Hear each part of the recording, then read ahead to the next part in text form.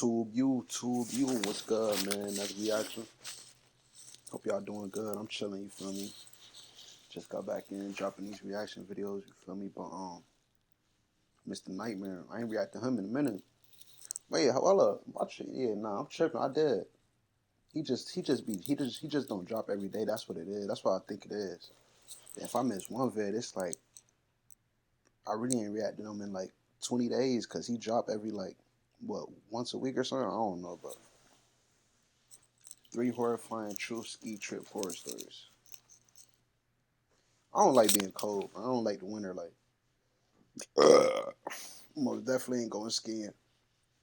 I went ice skating like one time, bro. Never again. Can't ice skate. Don't got no balance, bro. I kept falling, bro. My whole, bro, all my pants was wet, knees hurting. Like, bro, I kept falling, bro. It was horrible.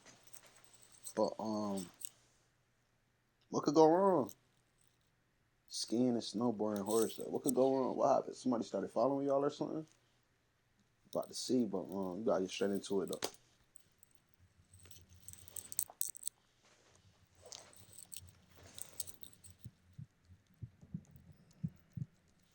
Savannah? My first big skiing trip ever was with my friends Angel, Amy, and Jessica, and we all flew to Colorado. Yeah, and think about it now. Like when you go skiing, they be going down them big mountains. Like if you don't know what you're doing, don't do it, bro. And I don't know what I'm doing, so I'm not about to do that. You go end up smacking into a tree, something. Yeah, I ain't doing that. I don't know what I'm doing. I'm gonna fall, like, bro. That's gonna be even worse than ice skating. But We all rented an Airbnb in the town of Snowmass, right by Aspen Mountain Ski Resort. I had only been snowboarding one other time in my life at this point, and that consisted of riding down the bunny hill over and over. I was pretty bad. First thing we did from the airport was Uber straight to the Airbnb. It was a spacious four-bedroom house. It had a huge hold up, airport was Uber straight to the Airbnb. hold up. What happened to It was the? a spacious four-bedroom house. It had a huge deck with a hot tub on it overlooking the Colorado countryside. Since it was nighttime already by the time we got there, we went out to some local bar on the first night, which was a Thursday. The next day, we went straight to the mountain via Uber. We got our rental equipment at the mountain to make things easier. It actually wasn't super crowded on the first day. Probably the next day, What's up it with the was a audio, little bro? crowded. For some reason, I just couldn't really get the hang of it. I couldn't make it down a slope without falling at least a few times. Yeah, that would have been me right there. Every trip, bro. I wouldn't. That would have been me falling every time, smacking into a tree. Like, At a certain point, I was so fed up that I just sat on the side of a slope to catch my breath and take a break. somebody about to come up behind him, tap his shoulder or something. What? A bunch of people zoomed past me, even little kids that made it look easy. Then came this man who seemed like he didn't really know what he was doing either. He came up to me and asked if I'm okay, and he started trying to make conversation with me. It was the weirdest spot to make conversation, so after a few seconds of answering his questions, I got up and said nice talking to you, and resumed trying to snowboard down the Bro, mountain. like, bro, if you don't keep what you trying, like, bro, he stopped in the middle, like, where everybody just speeding past. You just decided, like, bro, leave me alone. I'm good. Just he about to start following you up. This mountain was a blue run, meaning it was a longer slope to get down and slightly more difficult than a green. See, look, that's what I I'm talking stopped about. again a Them little further slopes. down the mountain to take another break. I really wasn't having fun. To my dismay, I saw that guy from before approaching me again. He was inching closer to me with the same struggle I had been dealing with. Hey, you better. Snowboard. Struggle I had been dealing with.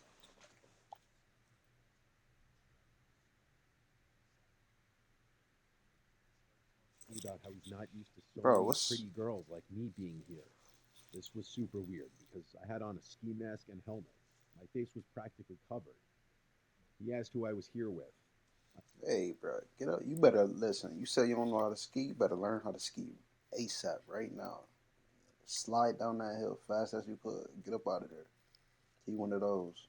How old you say? But you say you young, like, yeah, get up out of there. He one of those. And said my boyfriend. He laughed and said he saw me come here with all girls. I looked at Hold up, bro. See, like, yeah, why you? Bro, get up. All like, what you talking about? Go ask her what she came here with. She done lied to you. Talk about, I saw you coming raw, so why you asking, bro? Dude, like, bro, I don't understand people like, bro. Just hearing these stories be getting me mad. Cause, like, bro, like, you really weird. You pedo. Like, what's up with you, bro? I said really loud, and I got back on my snowboard and continued down the mountain. It's weird, but I snowboarded better than I ever had in that moment. Perhaps because I had the proper motivation to just get down the Hey, mountain. that's exactly what I said. You When I better. got to the bottom, I immediately went to the lodge and sat at one of the tables, calling each of my friends. Amy was the first one to pick up. I explained what just happened and asked her to just come sit with me. A few minutes later, I saw her walking over to me. I had already texted our group chat saying we should be around 3 o'clock anyway. We'd been there a few hours. When Angel and Jessica finished whatever run they were on, they met us back at the lodge.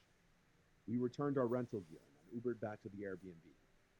We all showered and changed. Hey, listen, you watch you following y'all, man. Like in that Uber, cause that dude, where you heard what he said, right? He watched you come in with all girls, so he been watching you for a minute. He been watching you this whole time. Just put up on you, so you think he ain't watching you when you leaving? Come on, I already know what's up. He about to follow you. Pay attention. Headed out to the village for dinner. We then went out to a few of the local bars afterward, and we got decently drunk. Dude about to pop up. New home, new car, new you. See if you're pre-approved in 3 simple steps. When we came back to the Airbnb, we all four went into the hot tub on the deck and drank more alcohol. After a while of that, we all eventually went to our rooms to go to sleep. I'm basically an insomniac, and I stayed up on my phone for over an hour scrolling on TikTok, even as I was still buzzed. I wasn't tired, and this was a very, very good thing that may have saved us. I heard footsteps out in the common area, either the living room or the kitchen. The Airbnb had wood floors throughout. Initially, I thought it was one of the girls going to the bathroom or getting water, Dude done but then broke I in. heard the doorknob to my door twisting. I sat up and was about to say one of their names. Like, bro, he know. Like, bro, how you know what room she? Like, you know exactly where her room at too. Like, I stopped myself because why would one of them be trying to come into my room? I instantly went to the group chat to text everyone and ask who that is. Nobody answered. They must have been asleep. I tiptoed to the door and put my ear up against it. I heard footsteps moving around. When it went quiet, I ever so quietly unlocked the door and twisted the doorknob. I pushed the door open as gently as I could, and I peeked into the living room. I looked from corner to corner until I saw a tall black silhouette walking from one door to the other. It was a damn. man for sure. He was trying to get into one of our rooms. I wanted to scream out to my friends to warn them, but I stayed silent because I was too scared. I closed my door quietly and locked it. I prayed to God everyone had their doors locked. 4 girls in one Airbnb, though. Of course we did. I called 911 quietly and whispered the entire time into the phone. That's when I heard the light knocks on my bedroom door. I turned to the door and watched as the doorknob again started to turn, but he couldn't open it. I kept saying, please hurry, into the phone. All the woman on the line kept saying back is, they're almost here, and to remain quiet. It was entirely possible that the man on the other side of the door heard me whisper, because he started pushing into the door. I heard shoves and bangs on the door, and I just couldn't help it anymore. I screamed, get out of here, followed with, I'm on the phone with 911 right now. The bangs stopped, and a voice on the other side said, okay, sweetheart. And then I heard his footsteps walking away. It's good. You mad? Nigga talk about some okay, sweetheart. The 911 operator instructed me to stay in the room until police should arrive.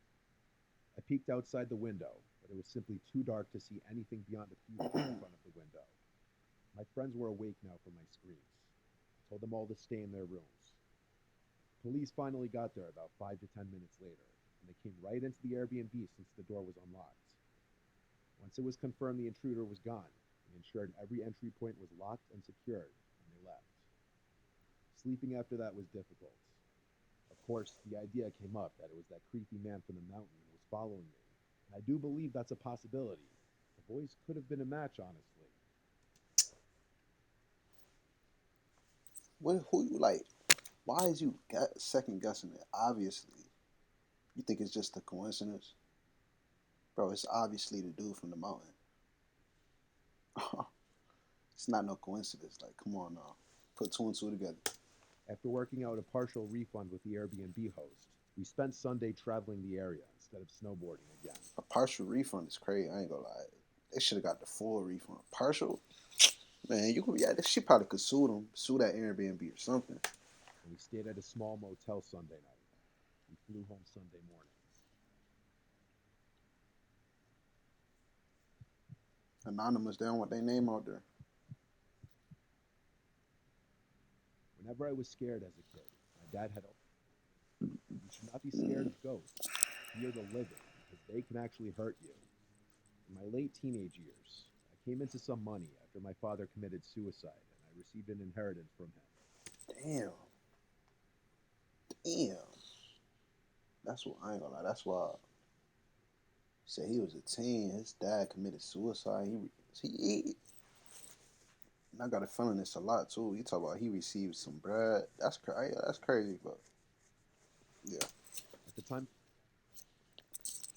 cabin up in Oregon by Mount Bachelor. The cabin had been put up for sale since my mom could no longer afford the payments, and renting it out was not covering the payments either. The cabin was set to go on the market for sale in less than a month, and was in the process of finalizing all the paperwork with the realtor and lawyer. Right. So for that month's time, the cabin was not going to be rented out any longer. It was just going to be vacant. I saw this as a chance to get away for a while and clear my head in light of all the things going on. I quit work, packed up my snowboarding gear, grabbed my dog Midnight, and headed up in my dad's car to the cabin. Midnight. My first 2 days at the cabin were normal, nothing out of the. I spent my days playing with Midnight in the snow and snowboarding, and the evenings playing PlayStation or listening to music, drinking and smoking out on the balcony. I had already stocked up on food, cigarettes, and liquor, so I was pretty much a shut-in. Stocking up on cigarettes is crazy, bro. Put the bogeys out. Throw the bogeys in the garbage. Like that's dirty. Aside from the occasional out to hit the slopes. With my dog as company and DVDs, PlayStations as entertainment, I was quite content and started to feel relaxed after all the drama that had preceded my outing. The cabin itself was 2 stories. The bottom story had the living room and a side guest bedroom, along with a small kitchen. Upstairs had another 2 rooms, along with a walkout balcony attached to the master bedroom. Most of my time was spent either in the living room, kitchen, or master bedroom. I never ventured into the other rooms and always kept the doors leading into them shut. The third day came around, and I was going through my usual routine of playing with my dog, playing games, and watching DVDs. Right. That day it was a pretty heavy snowfall, so instead of hitting the slopes, I stayed in. That's when things started getting a bit weird. What happened? In our area, there were only 2 other cabins adjacent to ours, maybe a block away from each other. All other cabins aside from these 2 were around a mile away from ours. Surrounding us was mostly forest and very tall pine trees. I already know what's up. As soon as they talking about forest, ain't no other cabins in sight. They really the only one, and around them all forest. Like I already know what's up. I already said this a lot of times. Like whenever people be talking about they live in a forest like this, automatically know something creepy, some weird dude, some weird person up in there. Like that's the perfect spot for them. They like out in the middle of nowhere, all woods. Like that's what I think. Both these cabins were empty, and from the days, I knew that no one was currently staying there. Around midday, while outside with my dog, I noticed what looked like footprints in the snow around the area surrounding our cabin. It was still snowing, so the footprints looked semi-fresh, like someone had just been there in the last 20 to 30 minutes before me. Yep, I somebody. thought that maybe someone was staying in the cabin near me that I may not have noticed. Maybe they were shut-ins like me. All right, whatever. The footprints led away from my cabin and disappeared in the snow towards the denser part of the trees. I disregarded the footprints and went back inside. Yeah, all right. Nighttime came around, and I decided to head to bed. My dog Midnight was laying on the bed with me when I noticed his ears perk up to a listening position. Yeah, trust that dog. You know what he dog's got senses. You already know son up. This was followed by him quickly jumping off the bed and running downstairs to the living room. I lay in the bed and stayed.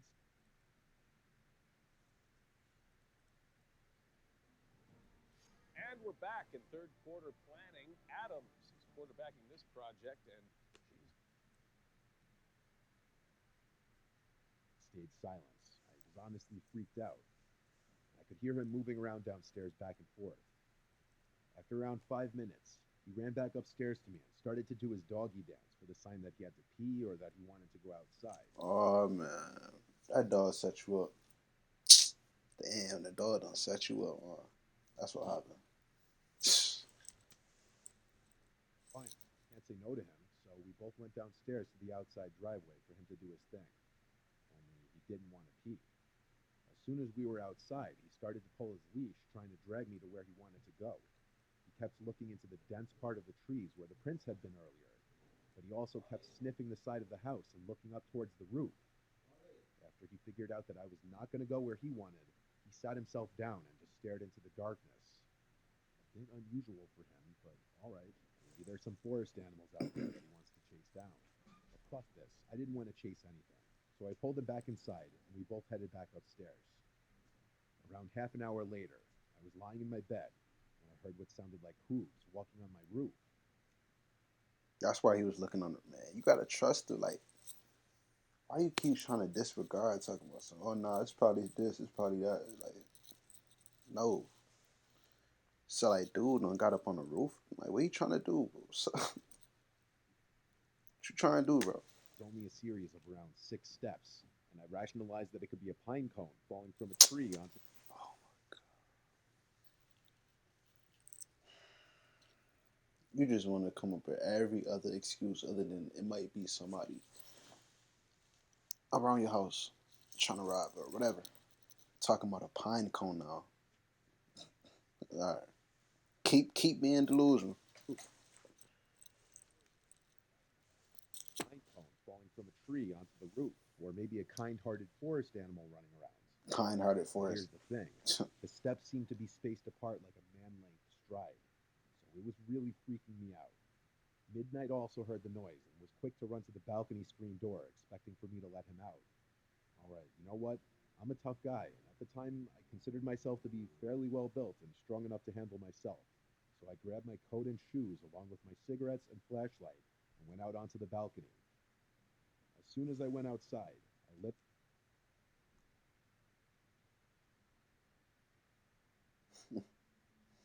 You grabbed your coat, shoes, cigarettes, and the flashlight. Bro, why is you grabbing cigarettes for? Like, we keep watching, bro. This getting me mad. Cigarette and started canvassing the roof with my light. Nothing there. A The snow on cigarette. top was undisturbed. Weird. Was it all in my head? What about Midnight hearing the noise? Maybe he was feeding off my paranoia. I started to calm down and relax again. My eyes started to adjust to the darkness. I kept smoking, just staring at the stars and trees next to our cabin. That's when I saw it. In a tree that was a little taller than our cabin and around 20 feet from the balcony, I saw what looked like a man crouched in a squatting position in between two branches. Oh It was nah, really tall, like 8 or 9 feet, and it was really fucking skinny.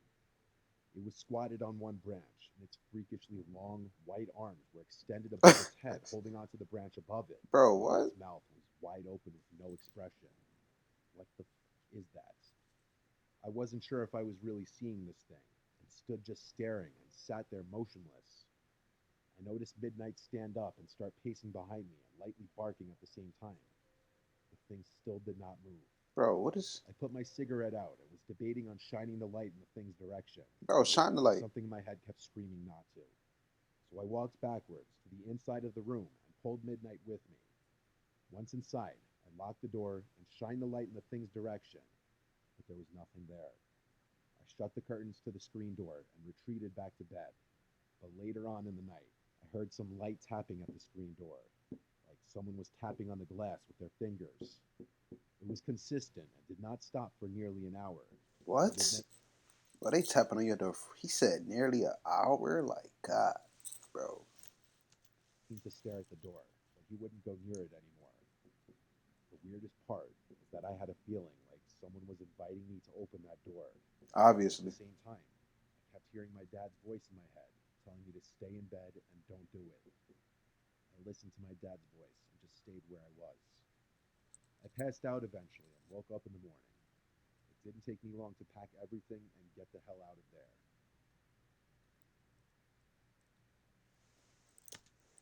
At least you're a little smart. Like, at least you ain't open the door. Surprised you didn't. Maybe I'm just tripping. Maybe it's an animal or something. I opened the door, got robbed, whatever. Anthony M. Third story. See what happened.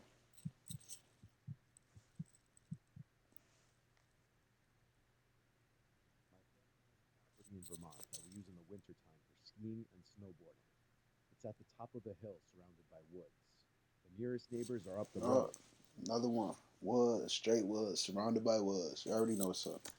separated enough where you can't see their houses from our property.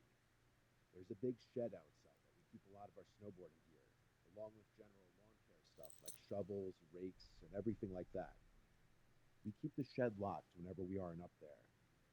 Once we unlock it, though, we keep it unlocked for the entirety of our visits, as we don't really worry too much about people coming and stealing anything while we're there. The actual house is pretty nicely sized. It's technically 3 floors, with the third floor being a loft master bedroom, which is reserved for my parents, and my siblings and I aren't allowed to use it. This one weekend, I was heading up there with this girl, Melissa, who I was teaching how to snowboard, as she'd never been before. We had to be careful Yeah, at the no, I door. can't live. I can't. I can't. I won't be able to live out there. Like, it's over for that. She used, along with all the proper equipment. On our property, since it's on a steep hill, we actually made our own little custom slope that we'd sometimes snowboard or sled down for fun. So before taking her to the actual mountain, I suggested I teach her the basics on the hill. We put on all of our gear, and right up at the top of the hill, I slowly started descending, showing her the basic movements. When she made her first attempts, she right away fell, as expected, but she was persistent and kept trying and getting back up. Each time we made it to the bottom of the hill, she'd get a little better, and then we'd walk back up and do it again. At some point, we both heard a male voice call out from the woods, presumably at us. Saying It said, what? "Hello." We start looking around, confused as hell. All we saw were a bunch of trees and a white sheet of snow covering the floor of the See, woods. that's what I be talking about, bro. In the middle of the woods, like you know, it's gonna be some type of weird nigga out there just waiting for people. You'd think it would be easier to spot someone or something when it's just a sheet of white surrounding you. Nah, But nope, we didn't see anyone in the woods. I yelled out, "Is someone there?" Nothing now. Just the dead silence of a secluded place in the winter. Melissa and I were slightly disturbed, so we walked back up to the house and went inside. I didn't think it could be the neighbors because I didn't see the driveway to the one we passed shoveled, and the neighbors further up the hill would have no reason to come down like that. I told her it must have been some random person going for a hike in the woods. That was the least scary possibility. come on now. Next thing we did was go out to my favorite nearby diner. Then we went shopping for basic groceries to get us through the next few days. Since it was a bit late now, we were going to spend the rest of the night just chilling at the house. We ate dinner and then chilled by the fire pit out back. At some point, we both heard the distinct sound of shoes stepping in snow not far away. I turned off the music for a second, but with the sound of the crackling fire, it still wasn't dead silence. By this point, whatever we heard stopped. I asked for her phone so I could use both my and her phone's flashlights to point into the woods. Again, like earlier, I called out, "Is someone there?" which scared Melissa. She asked to go inside, so we did. We didn't go back outside that night. The next morning, I woke up to Melissa getting out of bed. I was still tired, so I went back to sleep. Right. When I woke up again, she was still not in the bed anymore. I looked at the time. It was already like 9 a.m. So I got up and opened the curtain to the window. I looked out at the shed outside. The door was open, and I saw the breath of someone being blown from behind the door to the shed. Hold up. I wondered what Melissa was doing out there. No, I opened the window and I don't think that's Melissa right called Melissa's name. When she called back, the voice came from inside the house, there. right in the living room. Told you. I know I he got like. goosebumps. I kept watching the escaping breath of whoever was in our shed blow out the door. I yelled outside, "Yo, who's in my shed?" And a few seconds later, I shut the window and ran out to the living room to find Melissa watching TV. Or rather, now, she was more so just standing in front of the couch, concerned. I looked out the back door and saw the back of somebody dressed in black running into the woods. I looked for my boots, but by the time I put them on, it was too late to trace Yeah, them. yeah, yeah. You should have left them boots, honestly, if you was going. Cause like, come on, bro. But you thought you was gonna catch him. You gonna have to look for your boots. And he know the whole woods, bro. I bet you he know the whole woods. All the escape points, all that. I went to check the shed to see if anything was stolen, but it seemed everything was there.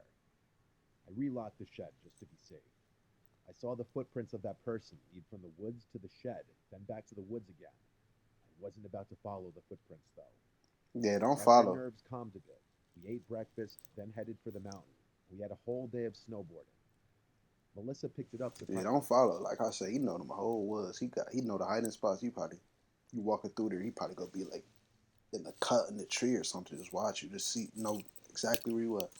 Well, and we planned to have one more day at it tomorrow. One more day at it. After we got back to the house, we cooked a steak dinner, then watched a movie. We didn't want to sit out in the dark again after last night and earlier that day. In the middle of that night, I woke up to Melissa shaking me. She explained why. Then she told me to listen. We sat in silence for about 30 seconds before we heard, "Help me," in a very long, drawn out voice from outside. Melissa was in hysterics. Then we heard the voice again. I went over to the window, and she begged me not to open the curtain. I said I was just going to take a peek. I gently lifted one corner of the curtain to peek outside.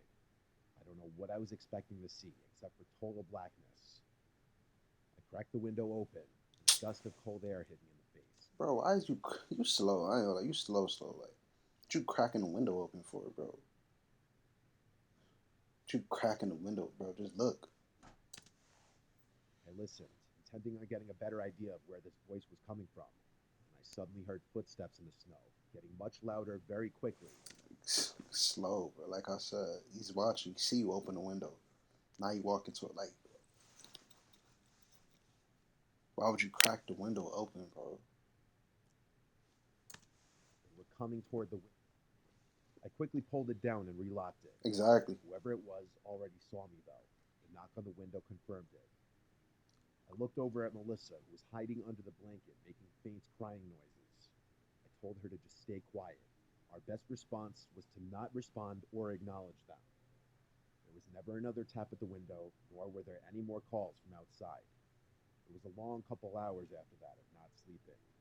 Eventually, though, we got so tired that we did end up just falling asleep. The next morning, I checked around the house, and there were footprints literally surrounding the house. Someone or multiple people had been circling the house, apparently going from window to window. Probably We multiple. decided we'd leave early, because clearly someone was stalking us from the moment we got there. I locked everything back away in the shed. Then we packed the car, and back to Rhode Island we went. For those curious, nothing was broken into or stolen the next time any of us went back up there. So truthfully, I don't even really know what that person out there wanted. I just let you know they wasn't even trying to. They wasn't trying to steal nothing, bro. They was trying to do something weird, like kidnap or something. Like I said, like bro, I be knowing, like bro, you pull up there, you in the middle of the woods. There's people out there. They probably just waiting for people, whoever booked that house or whatever. They go like, come on.